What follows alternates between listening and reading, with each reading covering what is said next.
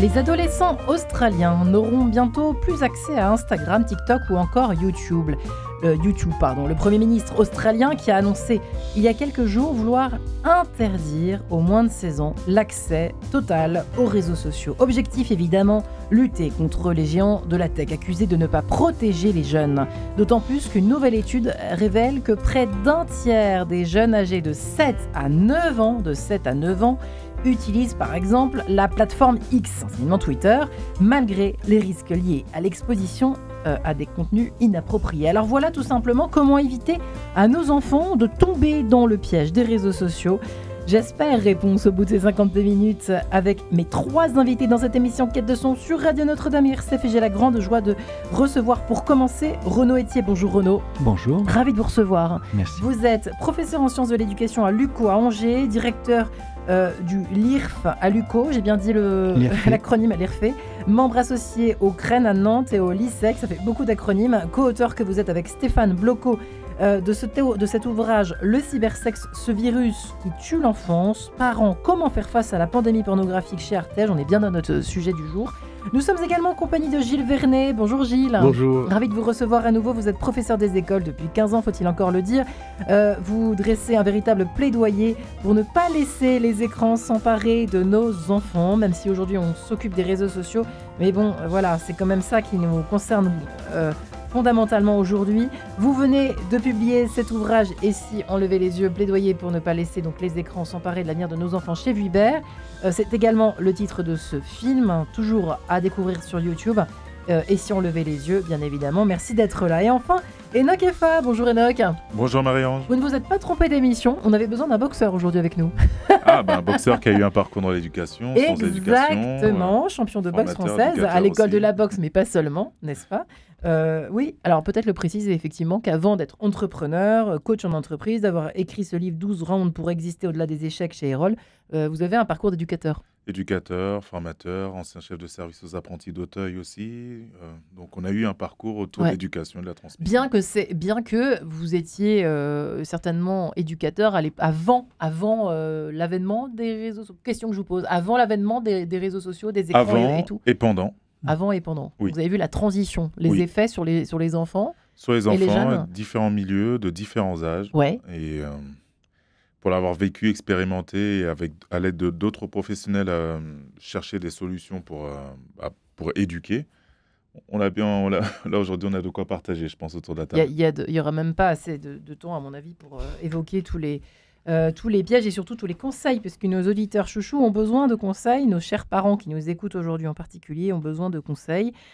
Et avons-nous raison d'avoir peur ? Renaud Etier, j'ai presque envie de commencer par vous, puisque c'est ça qui menace évidemment, la menace des menaces, si je puis dire. Bien sûr qu'il y a l'addiction, bien sûr qu'il y a l'isolement, bien sûr qu'il y a ces questions... on parle d'hypnotisation maintenant, des écrans sur nos enfants. Est-ce que, au fond, la menace des menaces, c'est évidemment tout ce qui est lié à la prostitution, le cybersexe. On sait à quel point ça va vite. Une fois qu'on met un pied dans la porte, c'est fini, quoi. C'est un peu ça qui nous fait peur à nous, parents. Là, je parle de nous, les parents. Oui, hier, j'intervenais dans un établissement à Lille. Et la directrice qui a pris la parole a relaté le fait qu'une vidéo pornographique avait circulé dans le collège où c'était un adulte qui abusait d'un enfant de 1 an. Donc c'est plus simplement l'accès à la sexualité, mais c'est aussi l'horreur, en quelque sorte, à laquelle peuvent être confrontés des enfants jeunes. Là, il y avait des 6e qui avaient vu. Et donc, un collège public ou un collège privé. D'accord. Et donc là... Comment est-ce possible ? Oui, Pardon, mais comment est-ce possible ? Je ne pensais pas commencer l'émission comme ça. Eh bien, oui, je commence comme ça parce que, en fait, c'est pour alerter sur le fait de ne pas mettre de limites, et c'est le propre du fonctionnement d'Internet, aboutit à des extrêmes, en quelque sorte, dont il faut vraiment s'alerter. Gilles Vernet, ça commence bien, dites donc. Oui, alors pour faire écho à ce sujet, simplement, j'avais eu un entretien avec Perrine Goulet, qui s'occupe des droits de l'enfance à l'Assemblée, et qui racontait que la dernière expérience qu'elle avait eue, c'était lors d'une colonie de vacances, une jeune fille adolescente qui avait été prise en photo, et grâce à l'IA, son visage avait été mis sur une vidéo porno qui avait circulé. Il paraît qu'elle était dans un état psychique détruite, puisque tout le monde avait croyait, vu. Quoi. Voilà. C'était elle. Et alors, ça pose des questions, alors là, absolument abyssales, parce qu'après, on peut imaginer un meurtre, puis avec d'autres visages. Enfin, tout est possible. Il faut vraiment... On rentre dans une espèce d'époque assez de ce point de vue-là. Mais au-delà de ça, les réseaux ont des impacts qui sont déjà archi connus. Alors, il y a ça, il y a aussi... ça peut mener aussi à la prostitution, ce dont on parlait. Mais au-delà de ça, c'est que les algorithmes, ils cherchent à capter notre attention. J'adore le terme que j'ai découvert récemment. Ils font de l'extractivisme attentionnel. Extractivisme, voilà. On voit bien l'extraction. On cherchait tout ce qu'ils peuvent encore aller chercher. Nous extraire au réel, quoi. Oui, et puis nous pomper, entre guillemets, notre temps, notre énergie. Et face à ça, on est relativement démunis parce qu'ils utilisent des techniques très addictives. Et qu'est-ce qu'ils mettent en avant? C'est les contenus les plus chocs. C'est-à-dire, mais on est tous un peu pareils. C'est-à-dire, qu'est-ce qui va accrocher notre attention? Très souvent, le sexe, la violence, l'horreur même.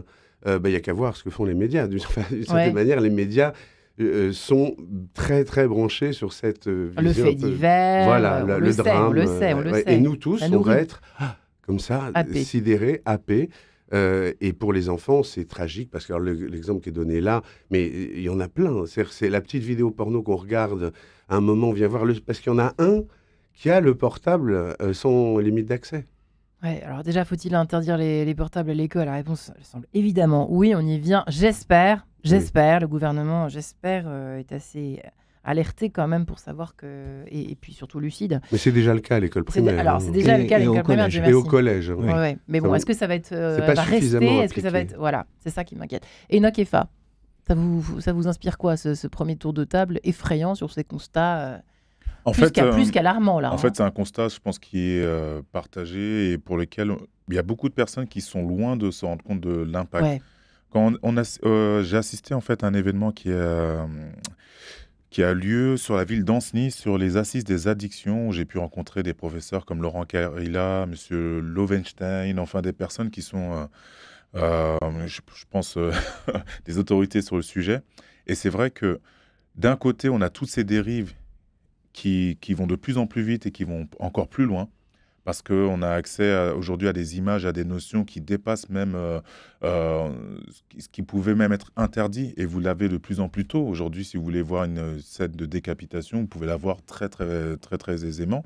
Si vous voulez voir la maman de quelqu'un qui a été surprise, je ne sais pas quoi, en train de faire, ça a été le cas, des films porno, et puis on fait tourner les vidéos de la maman au sein des collègues, et puis... des camarades, et puis la personne en question se retrouve à mettre sa vie en danger, ça se fait très très vite. Et de l'autre côté, on a une invitation, vu qu'on est dans une transition là, à ce que on est dans une invitation à revenir aux fondamentaux. Quand je dis revenir aux fondamentaux, moi je vois que même dans ma propre carrière ou auprès des publics auxquels je m'adresse, ne serait-ce que revenir à, allez, on se fait 10 minutes où on est juste sur un seul sujet, vous tournez juste vos portables, vous amusez juste à faire des jeux qui vont faire en sorte que les personnes se reconcentrent, juste remettre les personnes à marcher, en mouvement. En fait, toute cette période de transition qui nous ramène à plus de vitesse, plus de dérive, nous invite à revenir à des fondamentaux, juste aux fondamentaux, redevenir plus humain. Il y a du boulot, cher ami. Ah, il y a du boulot, Gilles. Oui, mais pour abonder dans ce sens-là, il y a une vraie prise de conscience qui a lieu dans la population. Moi, je tourne pas mal en France pour faire des rencontres avec des parents, avec surtout des écoles, des collégiens qui ont besoin de parler du sujet, parce qu'ils sont hyper pris là-dedans, et ils ont besoin de mettre des mots pour comprendre comment ces outils ont ce pouvoir sur eux. Qu'est-ce qu'ils peuvent déclencher, etc. Moi, je crois beaucoup... Ça, vous l'expliquez, on le voit, vous êtes énormément sur les réseaux, vous êtes partout, Gilles Vernet, sur les réseaux en ce moment, justement pour alerter les parents, les professeurs des écoles, les directeurs d'écoles, de collèges, etc., de l'importance de dire les choses, de transmettre, d'expliquer ce que ça nous fait, et les enfants, ce que ça leur fait. Et c'est pour ça qu'on peut être un petit peu optimiste quand on lit aussi le rapport de la commission, et c'est assez sidérant ce qu'ils ont dit, ils disent que ce qui est en jeu, c'est l'avenir de notre société, de notre civilisation et peut-être même de notre humanité. Ils vont très loin. Et ils disent, après 3 mois de travaux, on est obligé d'avoir un langage de vérité. C'est ce qu'ils disent au début. Et puis après, ils concluent, en gros, nos enfants ne sont pas à vendre. Waouh. Parce que réellement, qu'est-ce qui est derrière TikTok? Qu'est-ce qui est derrière tous ces réseaux? Ce sont des publicités. Les GAFA, les géants. Et ma fille me racontait qu'elle s'est reconnectée avec TikTok après quelques mois de coupure, parce que c'est plus sain. Et une des vidéos premières qu'on lui envoie, c'est une enfant de 6 ans qui est en train de faire du placement de produits en disant « Alors, vous voyez, comme blush, il y a celui-là, il est super. » Si. Et elle est face caméra, 6 ans. Voilà. D'accord. Intéressant, ça vous fait sourire. Renaud et Tim, non mais c'est vrai que c'est ahurissant en fait, c'est édifiant ce qu'on entend et ce qu'on voit. Alors, heureusement, la prise de conscience est là, mais il y a quand même beaucoup de travail encore pour que... Ça pose un problème éducatif de premier plan. D'un certain point de vue, on pourrait dire que toute l'éducation, c'est l'art de donner des limites et de faire quelque chose à l'intérieur de ces limites. Jouer, parler, échanger, travailler ensemble. Et donc là, on voit que les dispositifs numériques et les multinationales qui sont derrière, comme le disait très bien Gilles, agissent de manière, on pourrait le dire comme Bernard Stiegler, à détruire l'éducation. Parce qu'il n'y a plus d'éducation à partir du moment où on est dans l'illimitation, et on voit que ça conduit quantitativement à des horaires de plus en plus faramineux. Donc les méta-analyses donnent 6h40 par jour et par adolescent, entre 12 et 18 ans. Donc si on enlève le temps qu'il faut pour dormir, pour aller en cours, qu'est-ce qui reste? Pour faire ses devoirs, pour faire du sport, pour aller marcher dehors. 6h40, et c'est une moyenne. Donc il y en a qui font du sport, il y en a qui n'en font pas. Bon, quantitativement et qualitativement, on voit que en fait, c'est la porte ouverte à toute chose. Et comme par hasard, parce que c'est sans doute dans la nature humaine, il y a une espèce de curiosité qui peut vite devenir malsaine et qui va aller se tourner vers les objets interdits. Parce que ça fait partie, du fonctionnement psychique de base. Qu'est-ce qu'on en fait Alors, ça m'intéresse d'avoir vos points de vue, c'est très intéressant. Qu'est-ce qu'on fait de cette nature... Enfin, la nature humaine est ainsi, c'est-à-dire qu'on a le goût de la transgression qui démarre assez jeune. Gilles qui est un spécialiste quand même de... l'évolution de la transgression. non, mais l'enfant, le développement de l'enfant, etc. Oui, tout à fait. Alors moi, je suis assez partagé parce que je crois beaucoup dans l'éducation et dans une forme de libre arbitre, et je pense qu'à l'adolescence, on ne peut pas échapper à la transgression. Il faut des moyens de transgresser d'une certaine manière dans des limites, justement. Donc on pourrait dire acceptable. Ce qu'on a entendu tout à l'heure est absolument effarant. Mais c'est vraiment très délicat. Le mieux pour moi, c'est que les enfants soient vraiment le plus tard. Quand on entend des chiffres comme 13 ans, c'est légal. D'accord ? Normalement, il n'y a pas... les enfants de moins de 13 ans ne sont pas sur les réseaux sociaux. C'est ce qui est légalement conseillé, réellement. La réalité, pour information, c'est qu'ils y sont dès 9 ans, 8 ans, comme on l'a vu, 6 ans. C'est absolument colossal. Et quand la commission a demandé à TikTok, mais vous avez combien d'utilisateurs de moins de 13 ans ? Vous savez ce que TikTok a répondu ? Mais on n'a pas d'utilisateurs de moins de 13 ans. C'était je veux dire, une manière de mépriser la question. Ils savent très bien qu'ils ont beaucoup de ces utilisateurs. Donc je pense qu'on arrivera à une forme, peut-être comme en Australie, ou en Chine, alors d'interdiction, mais parce que j'essaye pour justement dire qu'il ne faut pas tout interdire. C'est quand même en même temps une source de connaissances assez phénoménale. Je ne parle pas des réseaux, mais d'Internet en général. Quand on voit ce que peut faire la Chine, alors je ne suis pas un fan du régime chinois, mais simplement la décision qui consiste à dire on fait un réseau à objectif éducatif jusqu'à 13 ans au moins, et je pense qu'il continue après, c'est intelligent. C'est très intelligent. Mais bon, on n'a pas la possibilité dans notre démocratie de pouvoir interdire comme ça, mais je pense qu'il va falloir légiférer. Voilà. Et puis, un point très important que je voulais souligner, c'était on pense à tout ce que les réseaux charrient de très négatif, d'horreur, etc. Ça peut aussi charrier des informations intéressantes. Il ne faut pas l'oublier, sinon. Mais surtout, ce qu'on mésestime, c'est le temps que ça avale. Enfin, c'est ce que vous disiez. Le temps, il n'est pas extensible, donc ça se fait aux dépens d'autre chose. Et le aux dépens de, les deux grands points, c'est beaucoup moins d'échanges langagiers dans la famille. On ne se parle plus. Et donc, comment on fait pour apprendre à argumenter ? Comment on apprend à parler sans parler, en gros ? Et ensuite, la lecture, évidemment. Et là, il y a un drame, parce que la lecture, je ne sais pas si on partage, mais c'est fou comme c'est l'argument de justice sociale. J'ai plein d'enfants, je suis en réseau d'éducation prioritaire, qui s'en sortent très bien, mais tous, ils passent un moment par la lecture. Ils comprennent, ils aiment, ils lisent, et là, c'est l'émancipation. Ouais, est-ce qu'on aurait pu titrer peut-être votre livre Une enfance sous hypnose, quoi? Oui, oui. Ouais. Mais il n'y a pas que l'enfance. Malheureusement.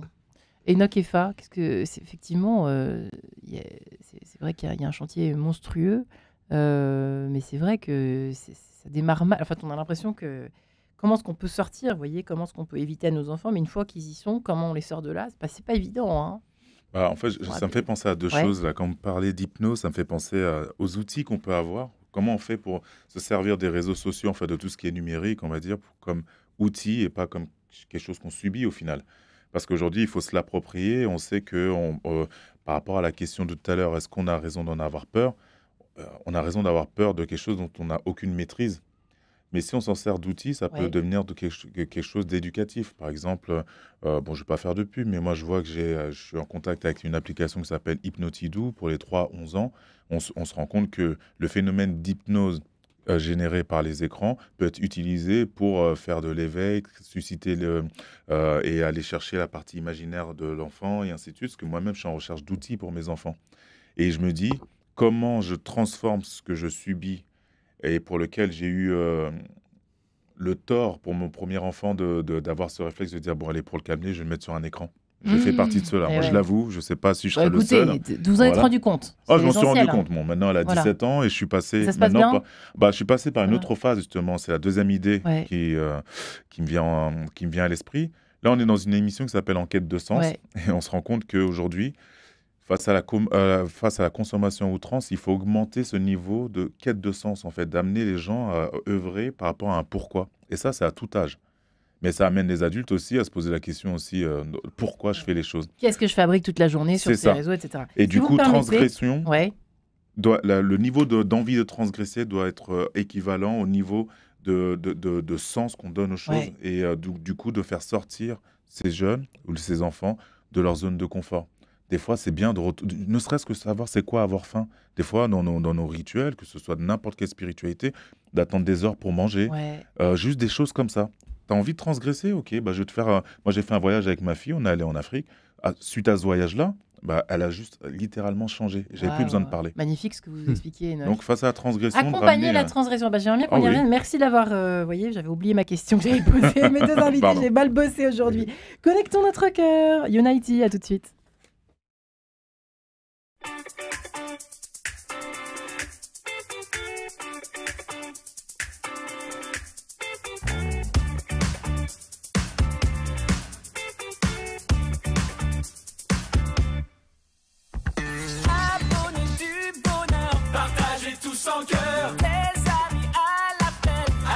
Jésus t'aime, raccordé à toute heure. Soyons tous followers du réseau du Seigneur. Connectons notre cœur. Connectons notre cœur. Connectons notre cœur. Connectons notre cœur.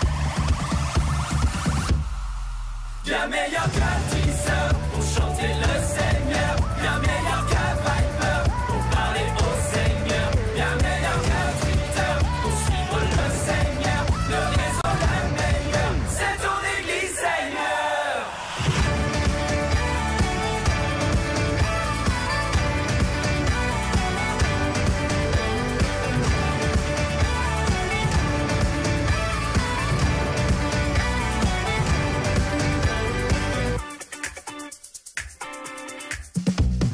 Il publie en couleur sa grandeur dans nos cœurs. L'amour universel, c'est le buzz éternel. Raccordé à toute heure, soyons tous followers du réseau du Seigneur. Connectons notre cœur. Connectons notre cœur. Connectons notre cœur. Connectons notre cœur. Bien meilleur qu'un teaser pour chanter le Seigneur. Bien meilleur qu'un Viper pour parler au Seigneur. Bien meilleur qu'un Twitter pour suivre le Seigneur. Le réseau le meilleur, c'est ton église Seigneur.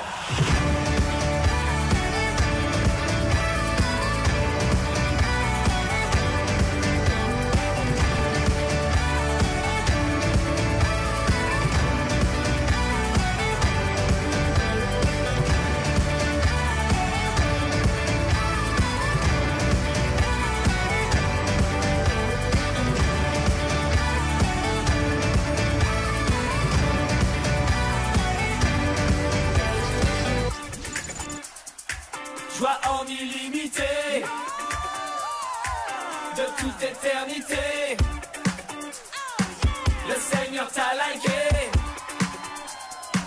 Connexion activée. Connexion activée. Connexion activée. Connexion activée. Bien meilleur qu'un teaser pour chanter le Seigneur. Bien meilleur qu'un Viper pour parler au Seigneur. Bien meilleur qu'un Twitter pour suivre le Seigneur. Le réseau la meilleure, c'est ton église Seigneur.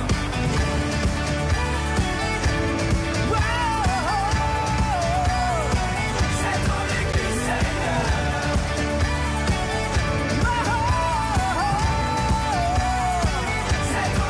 Seigneur. Le réseau la meilleure, c'est ton église Seigneur.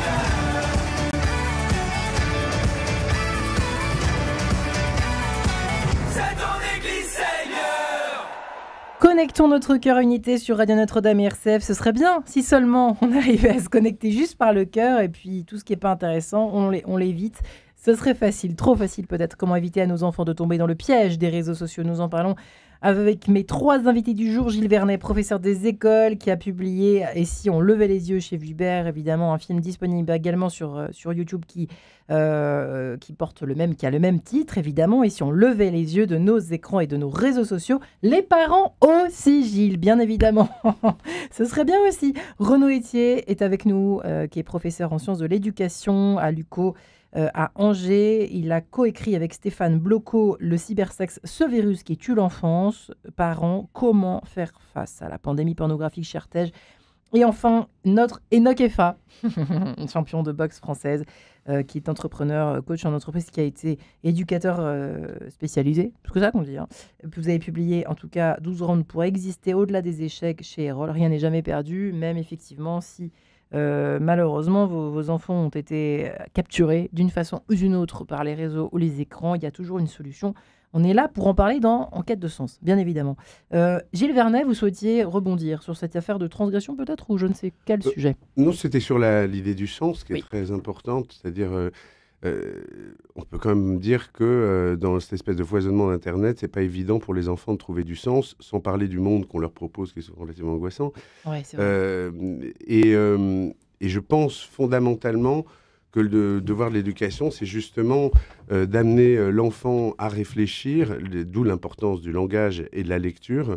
Et ce dont je voulais témoigner, c'est que dans mon école, dans ma classe, j'ai fait, en début de semaine, depuis 10 ans, une citation philosophique pour ouvrir la semaine. Après une petite respiration, quand même. C'est pas mal, hein, la respiration, pour prendre des distances avec ce monde virtuel des écrans et revenir à son corps. On fait ça quelques minutes et après, on réfléchit sur une citation philosophique. C'est peut-être ce que préfèrent les enfants. En tous les cas, c'est le moment où ils vont se lancer dans de l'argumentation, essayer de comprendre, essayer de parler. À quel âge? Ils ont 10 ans, c'est des CM2. Et en fait, mais des citations simples, hein, je ne sais pas, œil pour œil et le monde finira aveugle, par exemple, comme disait Gandhi.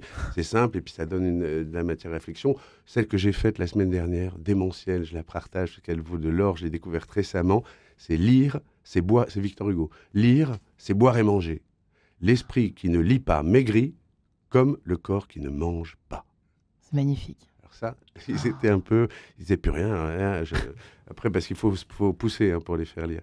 Mais voilà, donc travailler sur le sens et aussi discuter avec eux, comme on le disait, de ces écrans pour les aider à comprendre, pour mettre des mots, donc comprendre, donc trouver du sens et peut-être mettre du sens dans ces outils, comme c'était dit, parce qu'il y a quand même aussi des choses intéressantes sur Internet, encore une fois. Il ne faut pas jeter le bébé le du bain, mais c'est vrai que les réseaux, c'est difficile de ne pas céder à l'influence. Il y a aussi l'influence des copains qui sont à l'école, et puis voilà, une fois, là pour le coup, c'est pareil que malheureusement, que tout ce qui est l'addiction au porno plus tard, pour certains, évidemment, malheureusement d'ailleurs.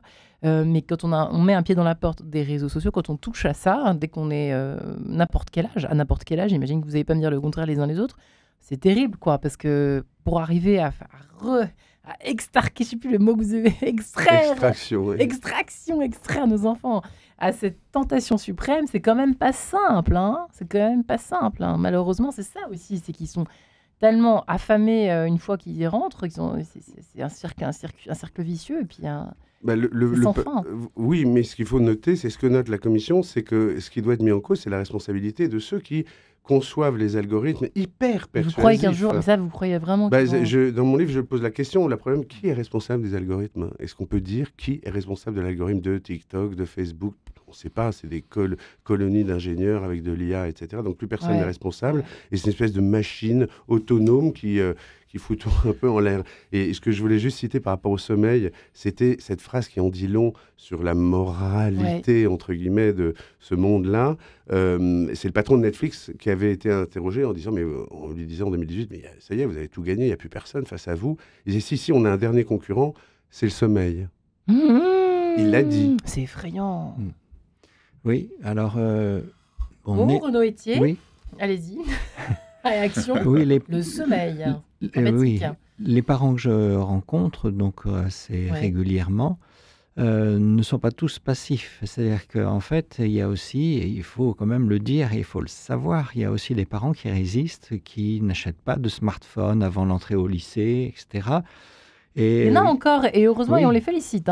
Oui, c'est ça. Et la plus grande difficulté, c'est de faire face à des enfants qui disent « tout le monde en a sauf moi ». Voilà, la fameuse phrase. Et c'est pourquoi c'est important que les parents se parlent les uns les autres pour qu'ils se soutiennent et qu'on pourrait l'espérer du moins, ils soient aussi soutenus par les pouvoirs publics. C'est-à-dire qu'effectivement, on pourrait tout à fait envisager qu'il faille passer un permis, par exemple.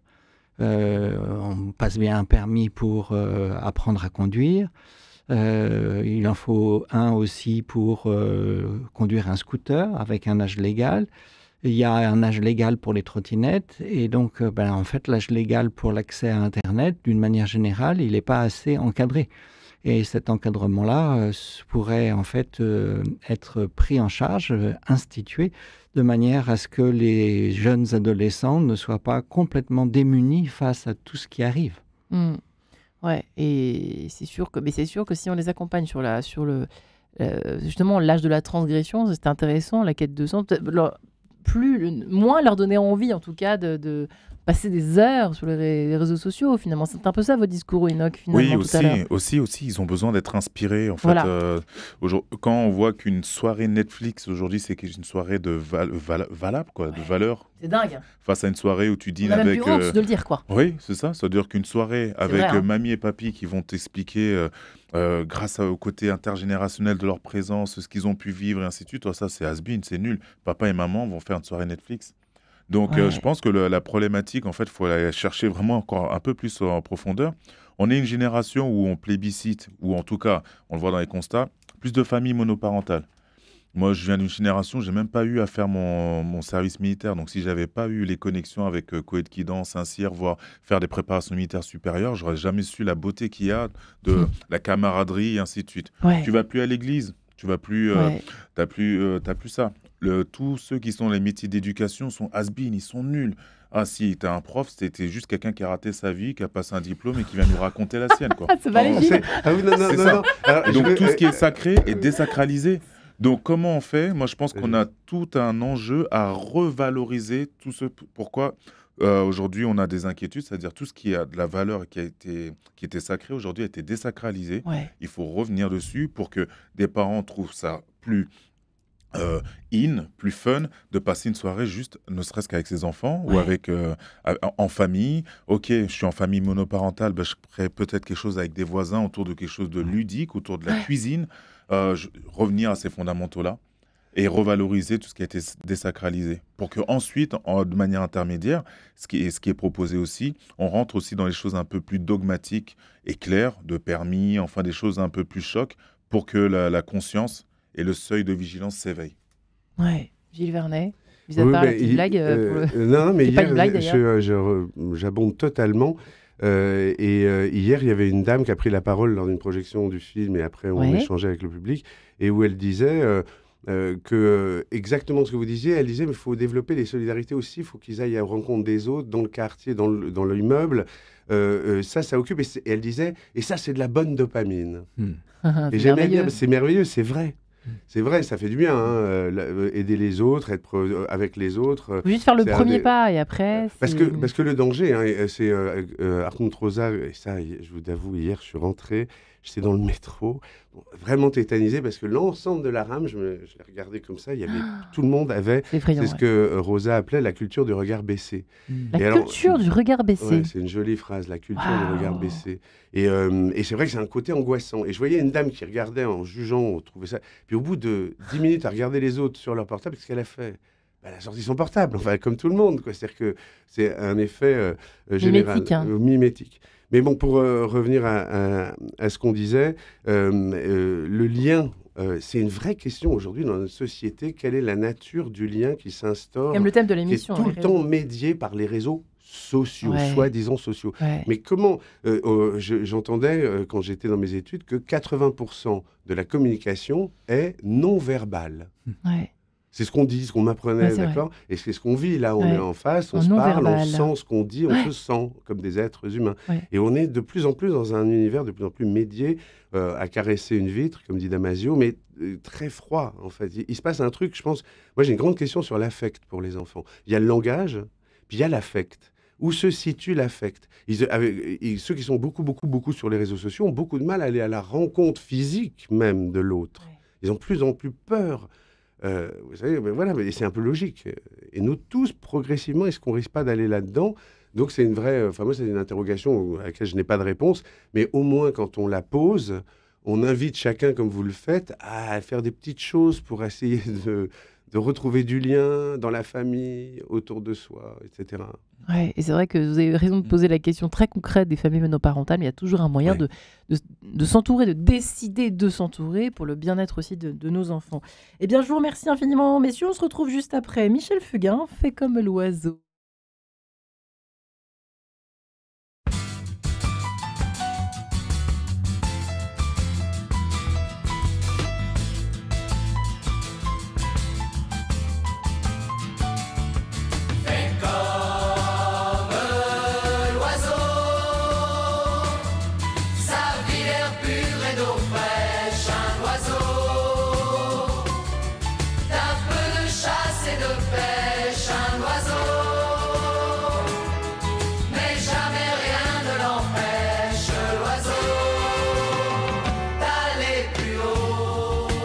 Je suis seul dans l'univers.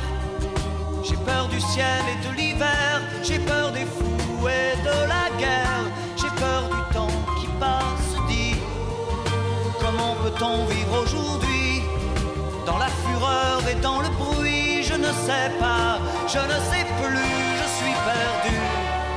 Fais comme l'oiseau, sa vie l'air pur et d'eau fraîche.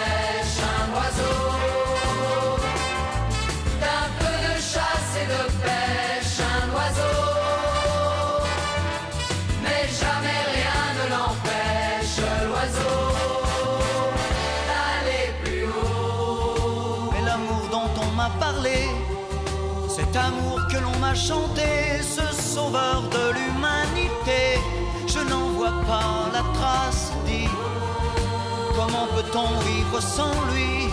Sous quelle étoile, dans quel pays? Je n'y crois pas, je n'y crois plus, je suis perdu. Fais comme l'oiseau, sa vie d'air pur et d'eau fraîche, un oiseau.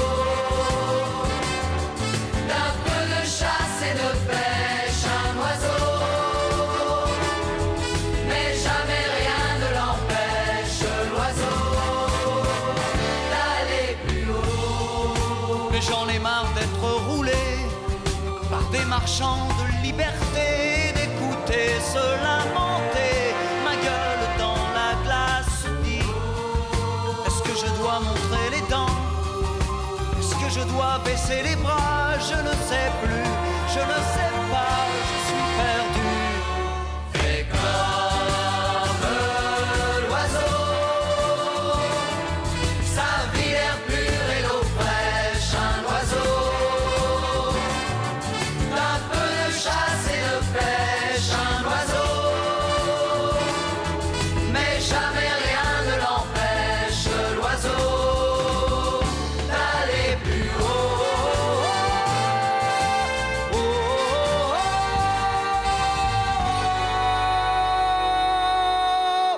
Comme ça fait du bien de respirer l'air là-haut, fait comme l'oiseau, de s'envoler un peu pour mieux se reconnecter après, bien sûr. Comment éviter à nos enfants de tomber dans les pièges des réseaux sociaux? Nous en parlons avec mes 3 invités, Gilles Vernet, Renaud Etier et Enoch Effa. Effectivement, on parlait de la culture du regard baissé. Alors, si on apprend à nos enfants, et si nous-mêmes, n'est-ce pas, je me tourne vers vous, Renaud Etier, nous-mêmes, nous relevons un petit peu notre regard, nous regardons l'horizon et surtout les yeux des autres dans les transports, comme l'évoquait tout à l'heure Gilles Vernet, c'est d'un triste. Moi, je le fais le constat également tous les matins quand je viens ici travailler à Paris. C'est vrai que c'est terrible de voir ces regards baissés sur une vitre en plus, à caresser une vitre, comme vous dites aussi. Et c'est vrai que les parents, là, on sent qu'on a un rôle. On n'a pas envie de se le dire. Évidemment, on est trop paresseux. Mais en fait, on a un rôle central. Oui, alors je commencerai par une petite blague. Elle est très courte, mais je l'aime beaucoup. Je l'ai entendue pendant le confinement. Ça tient en 3 phrases. Il y a eu une panne de réseau hier soir. Les enfants sont sortis de leur chambre. Ils ont l'air sympas. Et je crois que c'est là qu'on en est arrivé, ou c'est là où on risque d'en arriver. C'est-à-dire qu'on arrive à des individus qui cohabitent dans un foyer et non plus qui vivent ensemble. Et ce qu'il faut bien admettre, c'est que les adultes aussi sont sous emprise. C'est constaté. Il y a des enquêtes récentes qui montrent que sont 4h30 sur leur smartphone par jour. Donc, eux aussi sont accaparés. Et en quelque sorte, on peut dire que le numérique, c'est une solution. Ce n'est pas simplement un problème. Je le dis de façon ironique, bien sûr. La solution, c'est qu'à partir du moment où on laisse les enfants faire, eh bien, en fait, on n'a plus à s'en occuper et il n'y a plus de conflit. Donc, les 2 grandes difficultés de l'éducation sont résolues. Mais il n'y a plus d'éducation non plus. Donc, voilà. Nous sommes, Enoch, des ados accros, des parents. Des parents ados accros. Ah, c'est ça. C'est-à-dire qu'on, peu importe l'âge qu'on a, aujourd'hui, on a des vieux de 20 ans et on a des jeunes de 50 ans. Aujourd'hui, l'âge ne veut plus rien dire. Ouais. C'est-à-dire qu'on n'est plus dans cette notion de transmission où on se dit, bon, on a une vie qui est courte, il faut absolument que je transmette, je vais passer un temps au garage avec mon fils, je vais aller... non, on n'est plus du tout là-dedans. On a des personnes qui sont vieilles à 20 ans, c'est-à-dire qui n'ont plus de rêve, qui sont blasées et qui ont besoin de dopamine permanente. Et on sait très bien que quand on va chercher la dopamine de manière permanente, ça joue jusqu'à à créer de la dépression. Donc là, aujourd'hui, il y a des études là-dessus. Donc, on voit bien qu'aujourd'hui, on passe d'une culture d'une société, une culture familiale, à une culture des réseaux sociaux qui impactent même les parents. Et ces parents, c'est quoi? Ce sont des ados qui se sont trouvés eux-mêmes, qui ont sur pas les forcément... plateformes, sur les applis. Le premier lieu de rencontre aujourd'hui, c'est sur les réseaux aussi, c'est sur les applis. Avant, c'était familial, c'était peut-être corporatiste dans son métier respectif. Maintenant, le premier endroit où on se rencontre, c'est le réseau. Et on se rencontre après quoi? Après différentes expériences dans lesquelles on nous a appris à lâcher, parce que c'était en général, si on s'est rencontrés aujourd'hui, c'est que les expériences d'avant n'ont pas fonctionné. Et pour beaucoup, plus elle est nombreuse selon les réseaux sociaux, et plus ça veut dire que c'est bien, quoi. Ouais. C'est bien. Donc, on t'a donné la culture du désengagement. Alors, du cumul et du désengagement, en plus. Du cumul, du désengagement. Donc, qu'est-ce qui va faire que tu vas aller t'engager vis-à-vis de ton enfant, alors que lui aussi, il a ses outils qui t'ont engagé ou qui ont fait en sorte que tu existes. Ouais. Donc c'est pas hors sujet, Enoch, on est bien dans notre sujet, parce que ça touche vraiment le fait même du réseau, quoi. Le réseau social, c'est ça, on se rencontre. C'est pour faire écho, alors c'est vraiment ce que je vis avec les parents de mes élèves, parce que je constate certains élèves sont non seulement tout le temps sur les réseaux ou les jeux, mais je dois en appeler à la responsabilité, à l'engagement des parents. Et souvent, je suis obligé de taper fort, entre guillemets. Je suis obligé de rappeler, mais vous voulez bien la réussite de votre enfant. Comme ça, je le dis. Ouais. Vous voulez bien que... on vous dit, nous, dans l'éducation, que c'est dangereux. La télé dans sa chambre, il faut vraiment que vous l'enleviez. J'ai eu des cas, je ne peux pas citer son nom, ça a été magnifique. Du moment qu'on a enlevé la télé, d'un seul coup, les notes ont gentiment progressé. Évidemment, il dormait, il était moins crevé, etc. Nous, on est obligé c'est pour abonder dans votre sens, de pousser les parents à se réengager dans l'éducation. Ça fonctionne?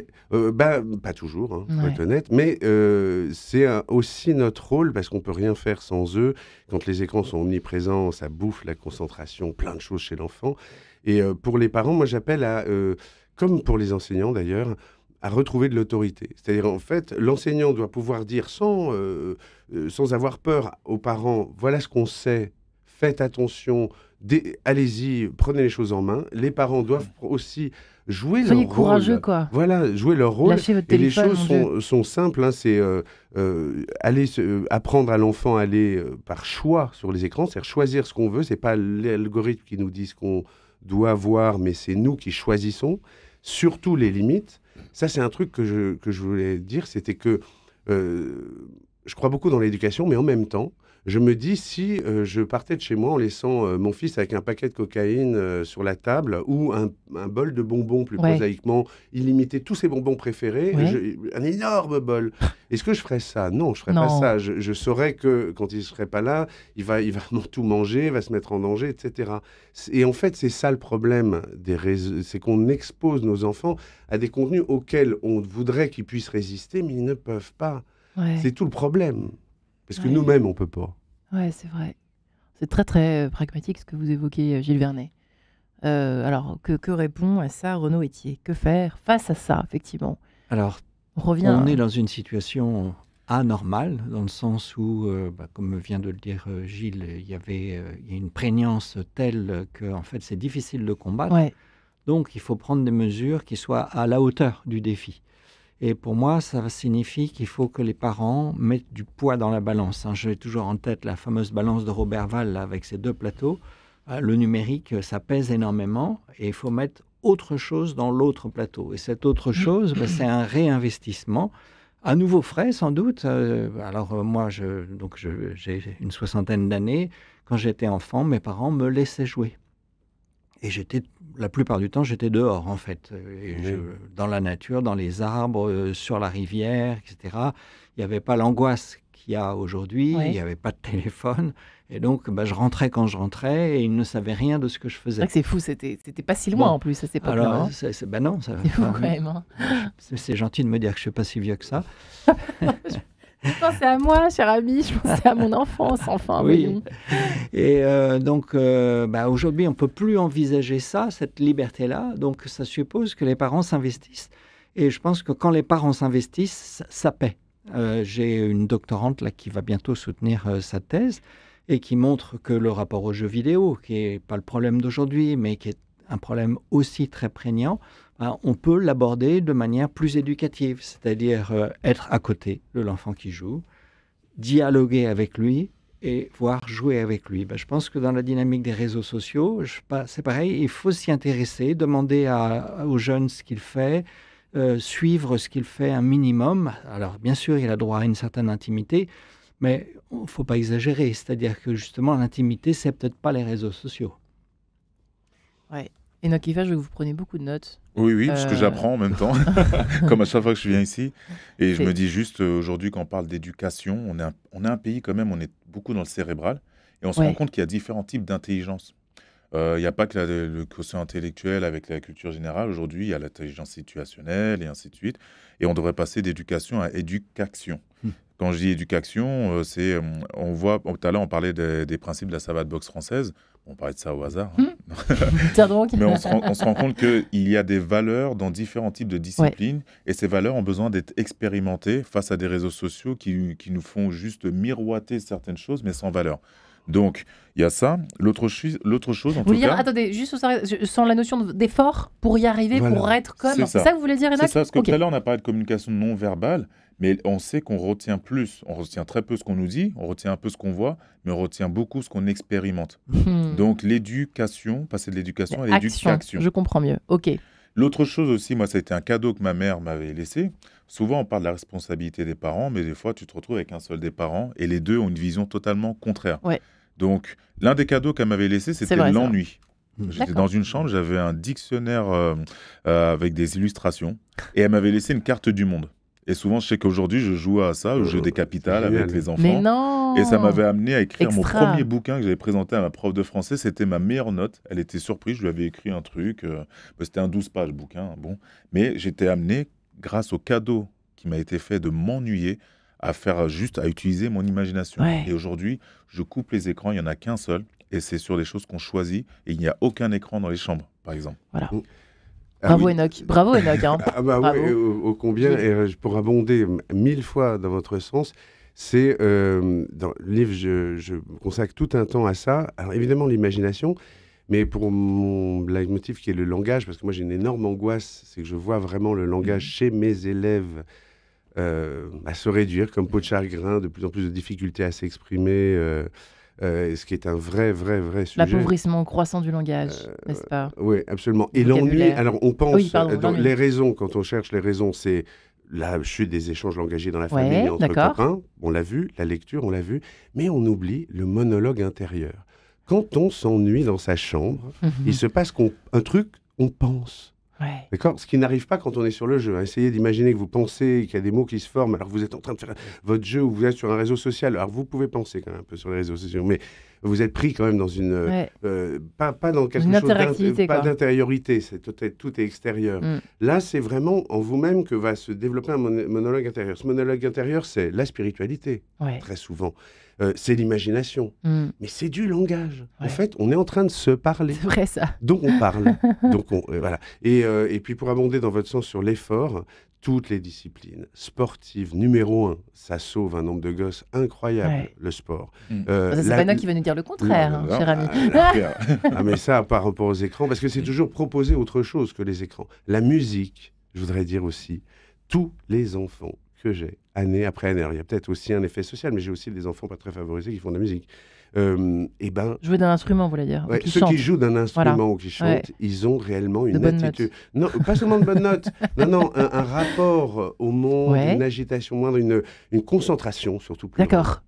Intéressant. La discipline, pareil, la discipline que donnent vraiment des activités connues et des arts, en fait. Là, des on y consacre bientôt une émission, d'ailleurs. Ça, c'est très important. Aux effets bénéfices de la musique. Solutions.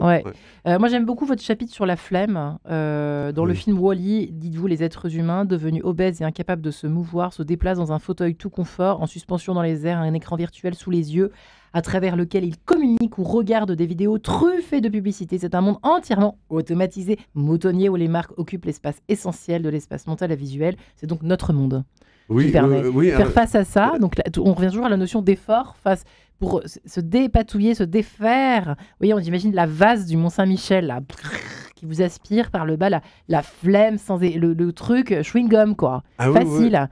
C'est terrible l'être humain parce qu'on se fait avoir par ça. On se démuscle. J'ai plus son nom, mais qui avait écrit tout un truc sur ça s'appelait la tyrannie de la commodité, en disant qu'on mésestimait, c'est un article du Monde, qu'on mésestimait la force de la commodité, la facilité. Et c'est dans le bug humain, Sébastien Boller, il explique que, en fait, trouver une solution qui facilite les choses crée chez nous de la dopamine. Waouh! C'est ça que le gouvernement devrait mettre en exergue, par exemple, vous voyez, pour lutter contre cette espèce d'appauvrissement général. Mais ce truc à la facilité, c'est tout notre système. Le lave-vaisselle, je dis pas du tout que c'est que mal, le lave-vaisselle, c'est bien pratique. Mais le canapé, la télé, ça fait déjà longtemps qu'il y a le côté flemme et facilité sur lequel on appuie. Mais non, c'est ce que vous disiez, ça se sent chez les gens. C'est aussi une question de discipline personnelle. Et ça, c'est une discipline personnelle qui se nourrit sur des disciplines collectives comme le sport, comme la philosophie. Quand on réfléchit, c'est aussi ça pousse à se discipliner. Et là, vous souhaitez dire quelque chose, vous rebondir sur ce qui a été dit, je vous ai coupé. Oui, en fait, ça me fait penser juste à deux choses. Aujourd'hui, je me retrouve des fois à organiser des bootcamps box et détox où il y a des familles qui viennent. Ah oui, c'est vrai, j'avais dit que je venais d'ailleurs. Et on coupe le tout et on voit des fois sur la première phase, on assiste à des scènes et heureusement que c'est à la boxe où ils peuvent se défouler sur des cibles. On se rend compte qu'on arrive à ça. Je vois même que quand on part sur des sessions jeûne et randonnée, je fais ça plutôt au Pays Basque, on est là, on est en montagne, on marche, on jeûne. Les gens passent par des phases où ce qui leur manque, c'est leur connexion au portable au départ, jusqu'à ce qu'on trouve un vrai pourquoi. Et aujourd'hui, on voit aussi que quand on voit des grands sportifs, ce qui fait qu'ils sont focus, c'est parce qu'ils ont un pourquoi, ils ont un objectif. Et à contrario, on est dans un problème qui est quand même civilisationnel peut-être, où comme on a aussi un confort, on est arrivé dans de l'abondance technologique et ainsi de suite, quand on s'ennuie, on fait encore plus de bêtises. Et c'est pour ça que quand on voit comment les réseaux sociaux sont utilisés, quand on a parlé de la Chine ou dans d'autres endroits où la survie fait qu'on veut utiliser ces réseaux sociaux. Alors vous allez dans des pays, bon je ne vais pas les citer, ils vont utiliser les réseaux sociaux pour faire du business. Il y en a qui vont faire les faux courtisans et vous exploiter vos comptes en faisant croire qu'ils sont amoureux de vous. Les réseaux sociaux sont utilisés différemment selon le contexte dans lequel on se trouve. Ouais. Et dans le contexte dans lequel on est, on a des maladies civilisationnelles, stress, anxiété et ainsi de suite, qui découlent du fait qu'on est moins dans la valorisation du fait de donner du sens, de la spiritualité, de la vraie connexion humaine, là où dans le reste du monde, il n'y a pas le choix, on est encore en mode de survie et on utilise les réseaux sociaux du coup différemment. Dans la société de la flemme, j'ai presque envie de reprendre le chapitre de Gilles Vernet, vous disiez, on sent l'ennui, dans l'ennui on fait des bêtises, c'est prouvé ça ? Est-ce que c'est prouvé ? Parce que le cerveau est tellement... qu'est-ce qui se passe dans le cerveau pour qu'on fasse ça ? On fait des bêtises dans l'ennui. On ne se sert pas bien de l'ennui, quoi. Soit vous vous ennuyez, vous autorisez à faire rien. Et ça, c'est quelque chose que je recommanderais à beaucoup. Ouais. Juste autorisez-vous à faire rien. Ou soit vous êtes en train de rien faire, c'est-à-dire agir, vous agitez au lieu de produire, et par rapport à quelque chose qui répond à aucun pourquoi. Et là, ça ramène à des bêtises, à des choses sensationnelles. Ouais. Vous êtes en quête d'émotions. Ouais. C'est aussi la peur du vide. Hein. Globalement, dans ce monde hyper numérisé, où il y a tout le temps de l'info, etc., vous n'avez pas un mail pendant 2 jours, vous allez paniquer. Ah, oui. Vous voyez, il y a une culture de... et donc, et c'est pour ça que tout à fait, la respiration, prendre du recul, et la nature, hein, quand même aussi, qui est juste la première porte de Dieu. Ouais. Et l'alimentation consciente. L'alimentation consciente. Ça, je vais faire un stage bootcamp chez Enoch Effa, ça c'est sûr et certain. Gilles Vernet, merci beaucoup. Votre film, évidemment, à découvrir, Et si on levait les yeux, et le livre chez Vuibert. Renaud Etier, merci infiniment d'avoir été là. Le cybersexe, ce virus qui tue l'enfance par an, comment faire face à la pandémie pornographique, cherche-t-elle évidemment à se procurer d'urgence et pour prendre conscience de tout ça. Et Enoch Effa, enfin, votre livre 12 rounds pour exister au-delà des échecs chez Erol. Merci les amis et bonne soirée à tous.